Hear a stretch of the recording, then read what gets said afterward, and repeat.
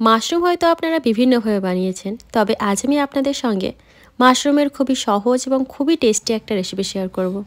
তো চলুন দেখে নিই আজকের রেসিপিটা। এখানে আমি 1 প্যাকেট মাশরুম নিয়েছি আর নিয়েছি 1 কাপ পরিমাণে ফ্রেশ মটরশুঁটি। এখানে 2টো পেঁয়াজের বেরেস্তা করে রেখেছি, 2টো মিডিয়াম সাইজের পেঁয়াজের বেরেস্তা আছে। এখন প্রথমে এই মাশরুমটাকে ভালো করে ওয়াশ করে নিতে হবে।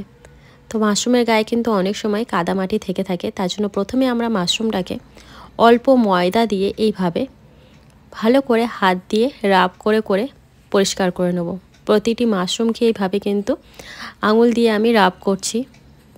এইভাবে শুকনো ময়দা দিয়ে প্রথমে মাশরুমটাকে ক্লিন করে নিলে কিন্তু মাশরুম খুব ভালোভাবে পরিষ্কার হয়ে যায়। মাশরুমের গায়ে যে কালো কালো অংশগুলো থাকে সেগুলোও কিন্তু খুব সুন্দরভাবে পরিষ্কার হয়ে যায়। তো আমি প্রতিটি মাশরুম এভাবে ময়দা দিয়ে কিন্তু ভালো করে রাব করে নিয়েছি। এখন হালকা গরম জল দিয়ে খুব ভালো করে মাশরুমটাকে ধুয়ে নিয়েছি। এখন মাশরুমগুলোকে কেটে নেব। বড় সাইজের যে মাশরুমগুলো আছে সেই বড় সাইজের মাশরুমগুলোকে আমি এইভাবে 4টে পিস করে কেটে নিচ্ছি, আর ছোট সাইজের মাশরুমগুলোকে 2 ভাগ করে কেটে নিচ্ছি। তো এইভাবে আমি সমস্ত মাশরুমগুলোকে এখানে কেটে নিয়েছি। এখন একটা মিক্সিং জার নিয়ে নিয়েছি, এর মধ্যে দিয়ে দিচ্ছি যে বেরেস্তাটা রেডি করে রেখেছিলাম সেই বেরেস্তাটা, আর এরই সঙ্গে এর মধ্যে দিচ্ছি 8-10টা গোটা কাজু।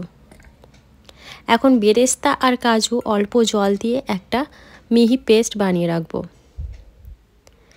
একটা বোলের মধ্যে কেটে রাখা মাশরুমগুলো নিয়ে নিলাম, দিয়ে দিচ্ছি পরিমাণ মতো লবণ, হলুদ গুঁড়ো, 1/2 টেবিল স্পুন লঙ্কার গুঁড়ো, 1/2 টেবিল স্পুন এখানে দিচ্ছি ধনে গুঁড়ো, 1/2 টেবিল স্পুন জিরে গুঁড়ো, আর এখানে আমি 1/2 টেবিল স্পুন চিকেন মশলা দিচ্ছি। এখানে আপনারা চিকেন মশলা বা মাটন মশলা বা কোনো ম্যাগি মশলা যদি থাকে সেটা কিন্তু অ্যাড করতে পারেন।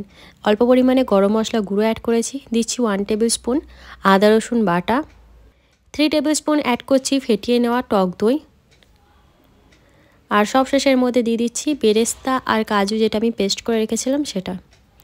এখন এই সব কিছু দিয়ে খুব ভালো করে মাশরুমের সাথে মাখিয়ে নিচ্ছি।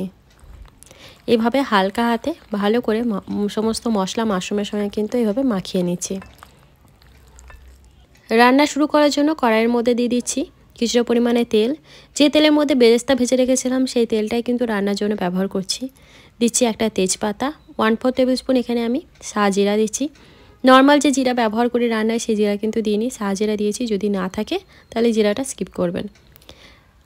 আর দিয়েছি কয়েকটা গোটা গরম মশলা, এলাচ, লবঙ্গ, দারচিনি। কয়েক সেকেন্ডের জন্য সমস্ত কিছু নাড়াচাড়া করার পর 1/2 টেবিল স্পুন এখানে আমি দিয়ে দিলাম কাশ্মীরি রেড চিলি পাউডার। এতে কিন্তু খুব সুন্দর একটা কালার আসে এইভাবে তেলের ওপর কাশ্মীরি রেড চিলি পাউডারটা দিলে। এখন ম্যারিনেট করে রাখা মাশরুমটা দিয়ে দিলাম। প্রথমে মিডিয়াম টু হাই ফ্লেমে 2-3 মিনিটের জন্য ভালো করে এটাকে রান্না করে নেব।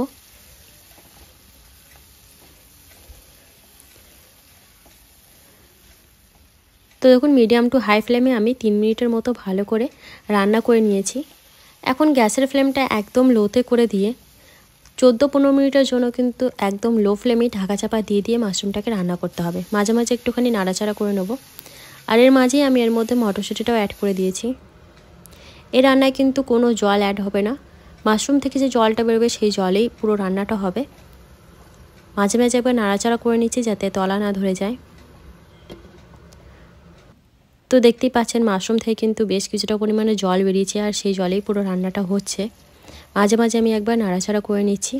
এইভাবে আমি মোটামুটি 15 মিনিট কিন্তু রান্না করে নিয়েছি। আর এখন আমাদের মাশরুম কিন্তু খুব ভালোভাবে বয়েল হয়ে গেছে, আর রান্নাটাও কিন্তু একদম কমপ্লিট হয়ে এসেছে। সব শেষে এর মধ্যে দিয়ে দেবো বেশ কিছুটা পরিমাণে ধনেপাতা কুচি। তো ব্যাস আমাদের এই মাটার মাশরুম কিন্তু একদম রেডি হয়ে গেছে। দেখলেন তো কত সহজ রেসিপিটা, আর খেতে কিন্তু খুবই টেস্টি হয়। একবার অবশ্যই এইভাবে মাশরুম বানিয়ে দেখবেন, খুবই টেস্টি হয়। গরম গরম রুটি পরোটার সাথে কিন্তু একদম জমে যায়, বা পোলাও ফ্রাইড রাইসের সঙ্গেও আপনারা এটা সার্ভ করতে পারেন। ভিডিওটা ভালো লাগলে লাইক অ্যান্ড সাবস্ক্রাইব করে দেবেন। বাই।